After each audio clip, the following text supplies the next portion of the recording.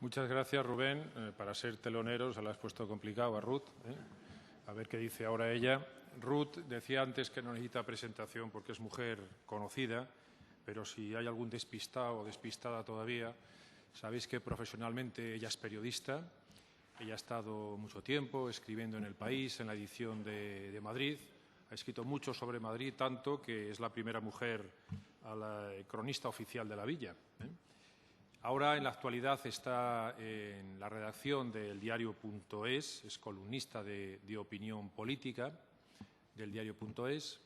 También en el plano, vamos a decir, académico, está coordinando y es la tutora de proyectos en el máster de edición Santillana, universidad que se hace en Santillana con la Universidad Complutense, pero todos la conoceréis seguramente por ese blog que lleva, que es El Caballo de Nietzsche.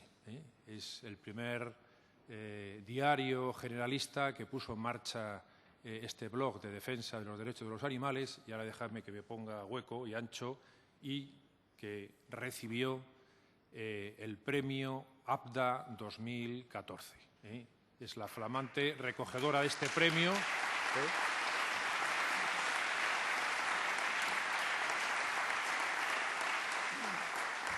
Y la asociación está muy orgulloso de tener premiados de tan alto nivel.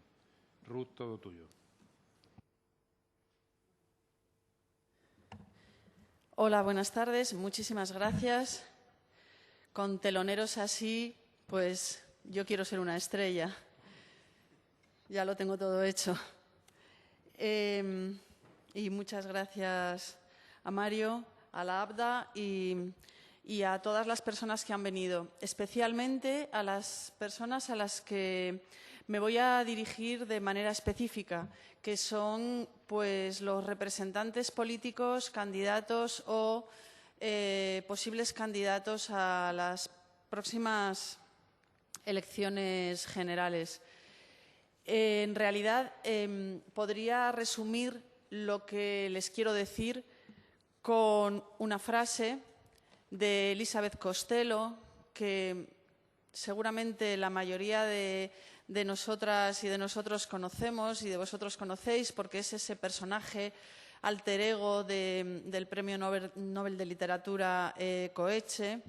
Elizabeth Costello es un personaje que es una escritora y profesora ya septuagenaria que defiende a los animales y se dedica a dar conferencias por distintas universidades a lo largo sobre todo de Estados Unidos, y que termina resumiendo toda su tesis ante un enorme auditorio en una ocasión en que tenía que dar una charla que le causaba pues cierta preocupación porque se encontraba un poco cansada, había viajado mucho y pensaba qué es lo que tenía que decir para resumir todo lo que llevaba tantos años diciendo. Y se puso ante ellos y dijo: hay que abrir el corazón. Lo que yo vengo a decir a los políticos principalmente, porque tengo la suerte de conocer a la mayoría de la gente activista en los distintos ámbitos que nos acompañan, y sé que tienen el corazón abierto y que por eso están aquí, que por eso luchan, por los que no tienen voz, que es quizá la lucha más altruista posible, porque ni siquiera te pueden dar las gracias. Quiero deciros eso, es lo primero que quería deciros. Hay que abrir el corazón. Yo estoy firmemente convencida de que a la política española le ha llegado la hora de abrir el corazón. De hecho, es gran parte de la razón, en mi opinión, del éxito que han tenido candidatas en las últimas elecciones municipales, como por ejemplo Ada Colau o Manuela Carmena. Creo que más allá de, por supuesto, su bagaje político y su bagaje profesional y su compromiso demostrado, han conseguido abrir el corazón de la gente de una manera casi milagrosa porque tenemos los corazones pues endurecidos, decepcionados y hasta desconfiados.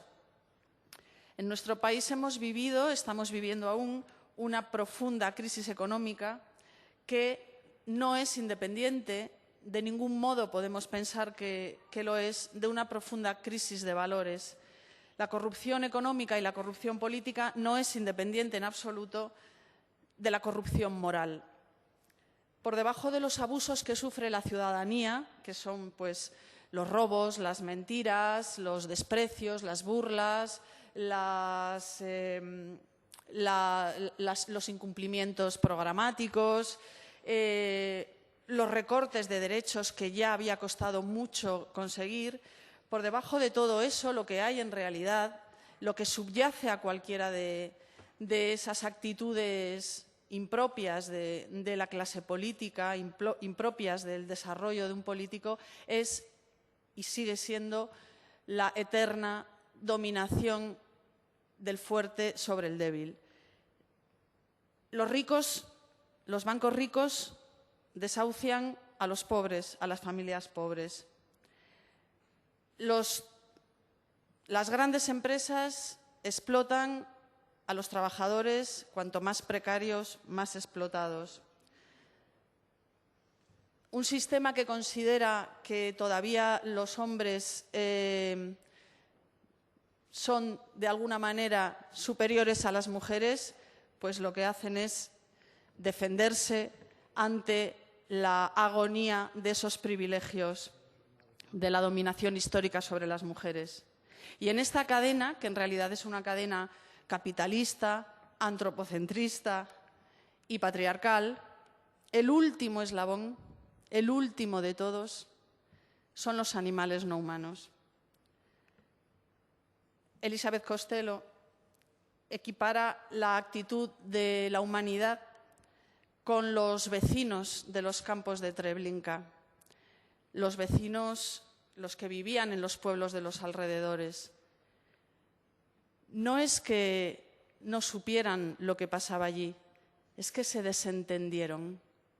Elizabeth Costello considera que lo peor no es la crueldad que había dentro de los campos, sino que los vecinos, las familias, las personas normales, supuestamente bondadosas, responsables, amantes de sus hijos, se desentendieron de lo que pasaba a escasos metros, a escasos kilómetros de sus hogares. Yo voy a llamar a los animales no humanos animales a secas para entendernos, para hacerlo más fluido, para que sea más fácil la comunicación. Pero quiero que cada vez que diga animales me remito al precioso poema que ha leído antes Pablo Lora para dejar sentadas las bases y que nuestro discurso y todo lo que podamos, lo que os pueda transmitir, lo que podáis recibir sea coherente y tenga sentido. Cuando digo animales me refiero a animales no humanos, considerando que todos somos animales y que, por supuesto, nosotros somos mamíferos. Frente a la crisis que decíamos, se está viviendo también, sin embargo, un cambio histórico que ha sido impulsado por la movilización ciudadana de principalmente los últimos años, o más visible en los últimos años, en particular desde el 15M, desde ese milagro que sucedió histórico y que realmente todavía vivimos un poco, creo, en este país, bueno, pues como cuando recibes una buenísima noticia, también una mala, pero vamos a ponernos en ese estado en el que te dejan las buenas noticias, que te dejan un poco flotando. Todavía creo que estamos flotando históricamente en lo que ha supuesto el 15M y en lo que ha supuesto que los movimientos sociales que llevaban décadas trabajando en los márgenes del poder político cobraran protagonismo, hasta el punto que los resultados de las elecciones, primero europeas, pero principalmente autonómicas y municipales, confirman no solo que ese cambio está en marcha, sino que los protagonistas, los actores ya de ese cambio, es gente que procede en un buen número de los movimientos sociales, principalmente en las formaciones políticas, en los partidos emergentes o en las coaliciones de convergencia. Y en este escenario de cambio histórico, el movimiento animalista no puede quedarse al margen, tanto para que el cambio en sí mismo pueda serlo, es decir, sea un cambio real, sea un cambio profundo, sea un cambio estructural, como para que el propio animalismo no deje pasar el tren de la historia. Llevamos mucho tiempo trabajando en algo que realmente no tiene vuelta de hoja, pero no teníamos los espacios donde esa hoja no se volviera a escribir. Y creo que ha llegado el momento. Hay un cambio de época, estamos asistiendo a él y ese cambio de esa época conlleva necesariamente un cambio en nuestra relación política con los animales.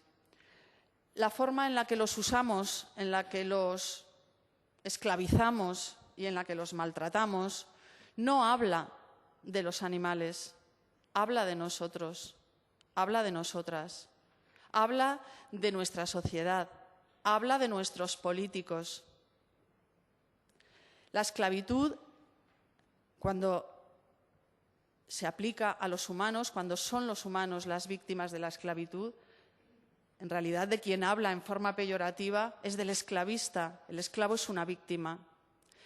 Estamos hablando de esclavos, estamos hablando de millones de animales que sufren todos los días indeciblemente.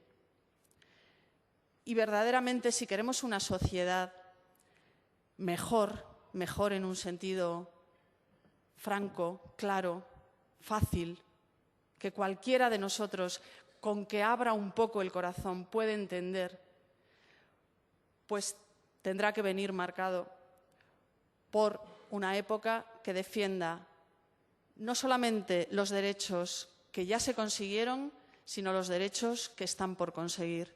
Y los derechos de los animales están por conseguir y nuestra obligación histórica y nuestra responsabilidad histórica es esa, para hacer una sociedad mejor. Nos hablarán de prioridades. Siempre oímos esa palabra. Los animalistas en particular siempre oímos esa palabra. Y yo estoy de acuerdo con que en todo orden de la vida hay prioridades. ¿Pero hay alguna prioridad por encima de la no violencia? ¿Hay alguna prioridad por encima de la empatía?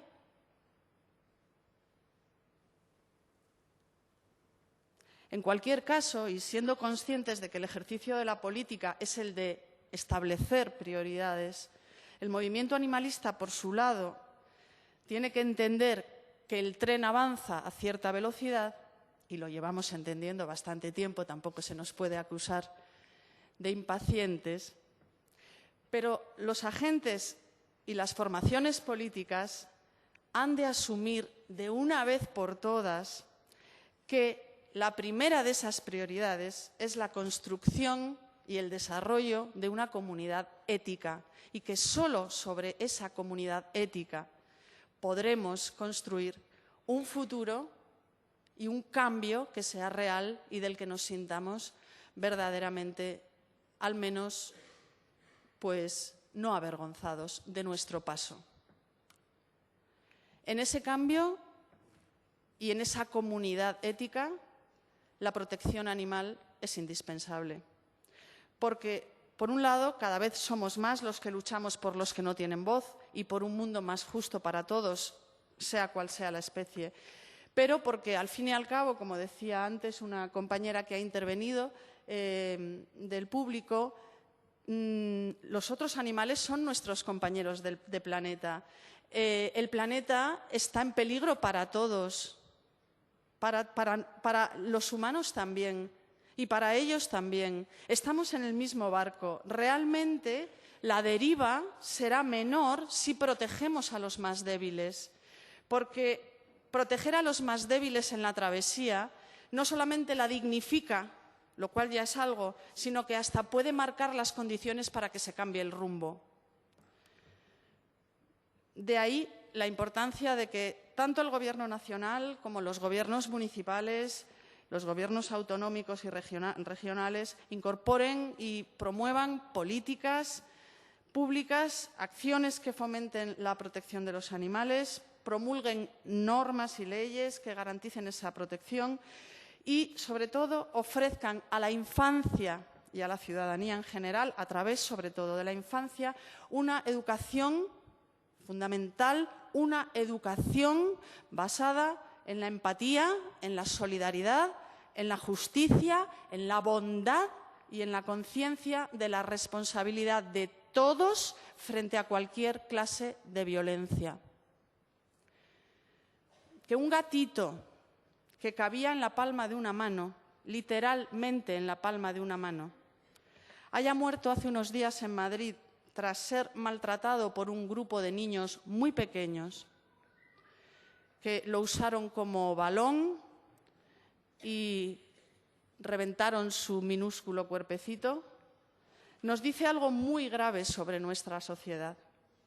Nos dice que nuestra sociedad no ha cumplido con la responsabilidad sobre los más débiles, tanto en su integridad física y anímica, como es la de este cachorro, pero también que no hemos cumplido nuestra responsabilidad en lo que tiene que ver con el derecho a la educación en la paz que tiene esta sociedad y que tienen, sobre todo, sus miembros más vulnerables de nuestra especie, que son también nuestros cachorros, nuestros niños. A mí realmente me deja desolada ese gatito reventado por unos niños, pero igualmente me deja desolada imaginar a esos niños haciendo eso. Lo que debemos entender, si queremos una nueva era, es que el trato que damos a los animales no es una cuestión individual, particular, no es solo una cuestión de lo que tú en tu casa le transmitas a esos niños. Por supuesto, también. Es una cuestión principalmente pública y política. Un perro abandonado, y son cientos de miles, o una colonia de gatos, no es un problema de nadie, es un problema de todos. Y, por tanto, es un problema que debe ser asumido por los agentes políticos y, en última instancia, por la Administración. Una Administración también nueva, ha de ser también nueva, cuyas decisiones políticas y cuyos planes de gobierno estén regidos por la ética. No habrá cambio que valga, no habrá cambio que valga, lo repito, no habrá cambio que valga si no abrimos el corazón y si todos y cada uno de los pasos que dé un político en las instituciones a las que haya llegado con el empuje y con el apoyo y con la mano de los ciudadanos vaya regido por una visión ética de la política, que suponga un cambio de pensamiento, un cambio en nuestra concepción de la convivencia y en nuestra responsabilidad moral de nuestra vida y de los débiles que nos acompañan. Las guerras, los exterminios, los totalitarismos, las dictaduras, siempre surgen en sociedades cuya política se aplica y se desarrolla sin ningún sentido de la ética, que olvida la ética, que desprecia la ética. El eterno holocausto que sufren a diario millones de animales y al que nos remitía Elizabeth Costello, en realidad el Premio Nobel de Literatura Coetzee a través de su maravillosa Elizabeth Costello, es en realidad una poliética que cuestione el statu quo, que es cruel, que es injusto, que lo sabemos y que si lo sabemos no podemos seguir permaneciendo inactivos. Si lo sabemos y tenemos la más mínima posibilidad de actuar contra él, debemos hacerlo, que desarrolle y restablezca un orden moral, que combata la enfermedad social, la sociopatía que vive este país en el que, como recordaba también otra compañera del público, la fiesta nacional, el emblema, además de los galgos colgados de los árboles, ese animal bellísimo que debería ser nuestro emblema en el mundo realmente, esa raza española, el galgo español que debería representarnos allá donde fuéramos como lo más protegido, esa belleza, esa elegancia colgada de un árbol. Esa sociopatía que vive este país, cuya fiesta nacional es la fiesta de los toros, pero que no se limita solamente a la plaza de toros, sino que se extiende por toda esta maltratada piel de toro en todos los pueblos y en muchas ciudades en forma de festejos taurinos, de festejos populares, de una crueldad que cualquier político con la más mínima responsabilidad, ni siquiera responsabilidad de partido, responsabilidad moral de cambio, no puede seguir aceptando. En los pueblos españoles se celebran becerradas, que son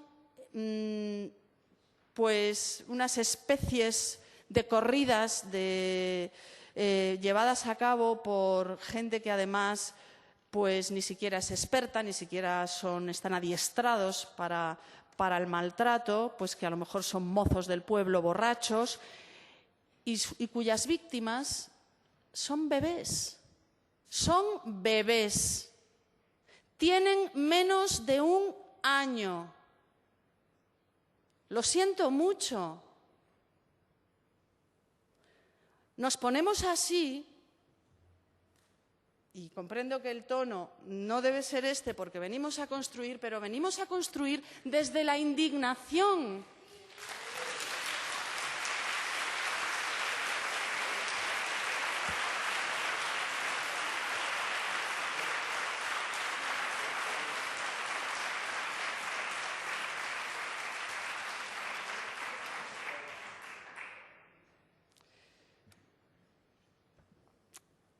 La obligación de los nuevos políticos es identificar esa maldad y es trabajar para erradicarla.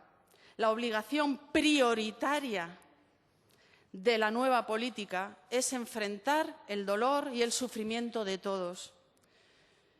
En esta nueva época, esa empresa no puede dejar fuera ni mucho menos a los animales.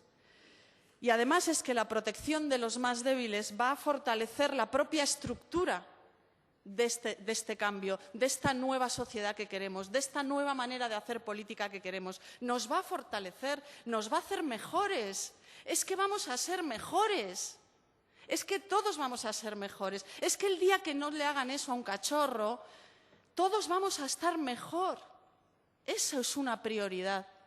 Claro que es una prioridad. Esa preocupación por los otros está relacionada con políticas de paz y con movimientos de liberación que han estado antes del movimiento de liberación animal, como el movimiento de liberación feminista, como el movimiento de liberación LGTBI y ahora el animalista. No es nada nuevo lo que venimos diciendo. Lo que venimos diciendo es que hay individuos que sufren una terrible discriminación y que los canales políticos tienen que ser sus canales de defensa. De hecho, una de las cosas que más me emocionó del discurso de Manuela Carmena cuando en su investidura como alcaldesa fue la referencia que hizo a las políticas feministas en el sentido del cuidado, que por fin una alcaldesa en esta ciudad tan maltratada por la alcaldía haya recibido su bastón de mando refiriéndose a esa palabra, al cuidado, pues realmente me abrió el corazón. Ahora, por supuesto, estaremos vigilantes, pero mi corazón en principio se abrió. Lo que quiero decir a los políticos que nos representan o que van a ser candidatos es que nos abrirán el corazón si tienen en cuenta esos cuidados. Por cierto, tradicionalmente, como bien recordó Manuela, ligados a las mujeres y como, por cierto, el movimiento de protección animal pues demuestra, porque en su gran mayoría ha sido siempre sostenido mayoritariamente por mujeres. ¿Cómo voy? Fatal, ¿no? Que son las 11:30. Vale, entonces ya nada.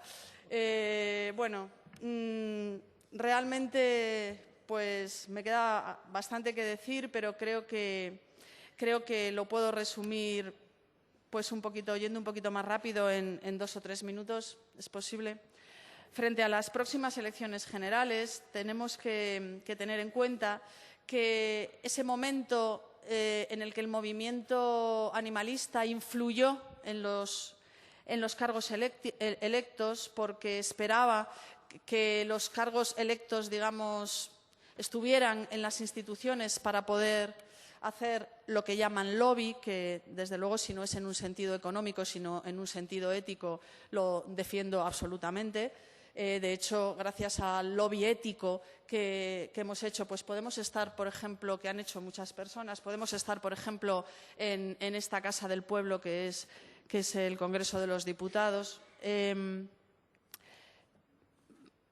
En esta nueva época creemos que hay que pasar de esa etapa de influencia a o bien una etapa de confluencia, que es algo que ya hemos visto que ha sucedido, como bien contaba Rubén, y que ha tenido resultados muy interesantes para diversos movimientos sociales, o bien directamente pues una posición de afluencia a esos espacios,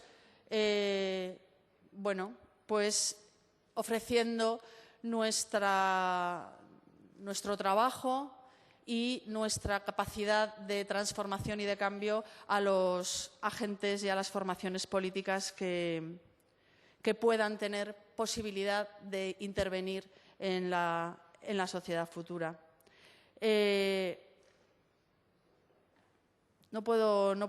Tenía un montón de cosas más que deciros, pero como no tenemos tiempo, solamente terminar diciendo lo siguiente. Los objetivos del movimiento animalista, los objetivos de los animalistas son objetivos de máximos. Es decir, aspiramos a incorporar a los animales en nuestro círculo moral y a que todos sus derechos sean respetados. Pero, en este momento, al menos la mía, mi prioridad, puede parecer de mínimos, pero es esencial. Y es lograr que la ética de la que estábamos hablando sea la prioridad en las instituciones públicas y en las instituciones políticas. Si entra esa mirada ética, si entra ese impulso ético, lo demás estamos dispuestos, lo llevamos haciendo, estamos dispuestas a seguir poniendo el callo, a seguir dando el callo, lo llevamos haciendo años y a seguir trabajando. Pero desde luego solo podremos hacerlo de 2 maneras: con el corazón abierto de los políticos, que a su vez abran el corazón de las instituciones. Si no, no será cierto. El cambio no será posible, pero yo creo que sí es posible y que sí se puede.